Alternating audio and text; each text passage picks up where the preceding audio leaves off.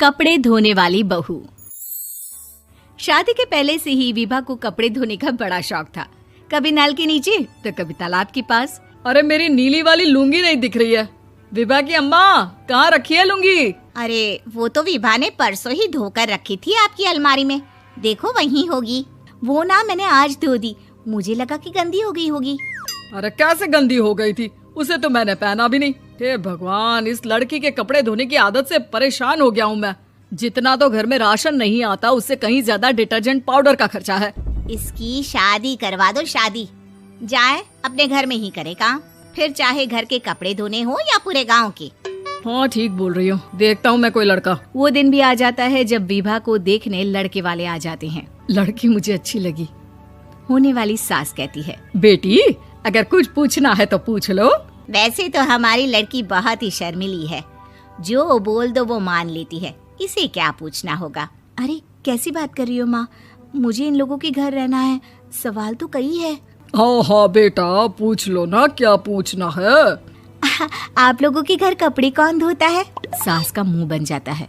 देखो, अगर तुम ये कहना चाहती हो कि तुम्हें कपड़े धोने नहीं आते तो सुन लो, कपड़े मैं ही धोती हूँ, लेकिन तुम्हारे आ जाने के बाद मैं रुमाल तक नहीं धोऊंगी। अरे चुप रहना भाग्यवान, बहू बेचारी घर आई नहीं, उसे डराना शुरू कर दिया। वो क्या है ना बिटिया, अभी तक तो ये कल्लू की माँ ही धोती थी, लेकिन अब तुम्हारे पापा तो दहेज में वॉशिंग मशीन देंगे ही। तभी विभा की माँ बोल पड़ती है, सवाल भी पूछा तो क्या। वैसे भाई साहब, मशीन की तो फिर भी कपड़े धोने की कैपेसिटी होती है। मतलब जो बिटिया दे रहे हैं ना विभा, इसे कपड़े धोने का बहुत शौक है। ये आप लोगों के क्या, आस पड़ोस गांव मोहल्ले सबके कपड़े धो दे और उफ तक ना करे। बाहर देखा नहीं आपने कितने कपड़े सूख रहे हैं? सब हमारी बिटिया ने ही तो धोए हैं। बस भी करो ना माँ, शर्म आ रही इतनी तारीफ सुनकर। और तो और एक दाग निकाल कर दिखाओ तो मान जाओ। हाँ अच्छा, माफ करना बेटा, मैंने गलत समझा। हमें तो रिश्ता बहुत पसंद है। और ऐसे जुड़ जाता है रिश्ता कपड़े धोने का शौक रखने वाली विभा का। उसकी शादी हो जाती है कोयला फैक्ट्री में काम करने वाले कल्लू के साथ। शादी के बाद अचानक विभा चिल्लाती हुई सास के पास आती है। सासू माँ, अरे सासू माँ कहाँ है आप? ये तो धोखा है, धोखा दिया आप लोगों ने मुझे। इसे ससुर के चक्कर के बारे में पता चल गया। अरे तो उसमें तुझे क्यों धोखा मिला है? अरे नल में पानी नहीं आता, कपड़े कैसे कब धुलेंगे?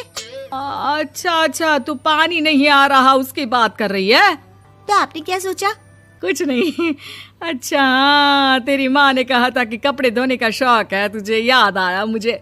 शौक बोलकर कपड़े धोने वाले मेरे जुनून को कम ना आके सासू माँ, कपड़ा धोना मेरा गुरूर है।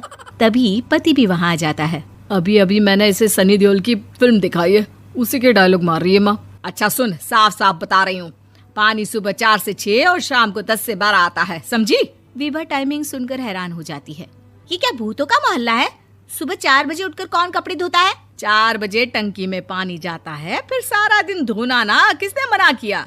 अरे कैसी बात कर रही हैं? 200 लीटर की टंकी में कितने कपड़े धो लूंगी मैं? सुबह ही उठ जाऊंगी मैं। अब क्या था, विभा सुबह 4 से लेकर रात के 12 बजे तक कपड़े ही धोती रहती। एक रोज सास पड़ोस से निकलकर कहीं जा रही होती है कि साथ वाली कहती है, हाँ कल्लू की माँ, जरा ये बताओ कि 2 साड़ी है, 2 ब्लाउज और एक पेटीकोट और एक नाड़े वाला लंबा कच्छा।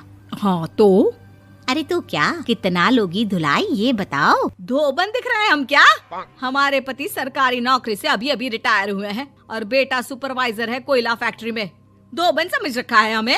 हाय रे कल्लू की अम्मा, माफ कर दो, वो तो मोहल्ले में यही सब बता रहे थे कि तुमने बहू को कपड़ा धुलवाने के काम में लगा दिया है। सास को पड़ोसन की बात सुनकर गुस्सा आ जाता है। वो घर पहुंचती है जहां घर के बाहर ही इतने सारे कपड़े सूख रहे होते हैं जितने कि किसी धोबन के घर पर। अरे ओ कल्लू की दुल्हन, बाहर निकल। माँ जी यहीं आ जाओ, बाथरूम में चादर धो रहे हैं हम। अरे अभी हम धोते हैं, तुमको बाहर निकलो। ये आस पड़ोस वाले बोल रहे हैं कि हम बहू से कपड़े धुलवा कर उसे कपड़ा धोने वाली बना दिए हैं। अरे छोड़ो ना माँ जी, किन लोगों की बातों में आती हो? आस पास के लोगों का तो काम ही होता है कि वो किसी तरह सास बहू को लड़ा दे। बहू सारे घर के कपड़े धोती है, ये क्या कम है?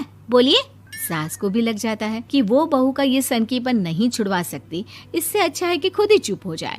एक रोज सास और बहू मंदिर जाते हैं, जहाँ सास की साड़ी वहाँ खड़ी भीख मांगने वाली से मिलती है। माँ जी क्या बात है, आपकी साड़ी उस भिखारन से कितनी मिल रही है ना? हाँ हाँ, देखो तो दोनों की साड़ी मिल रही है। क्या बात है कल्लू की अम्मा, तुम खुद को तो अफसर की बीवी बताती हो और ऐसी सिंपल सी प्लेन साड़ी पहनकर घूमती हो। सिंपल और प्लेन नहीं है ये साड़ी। तो क्या सोने के धागे से फूल बने हैं?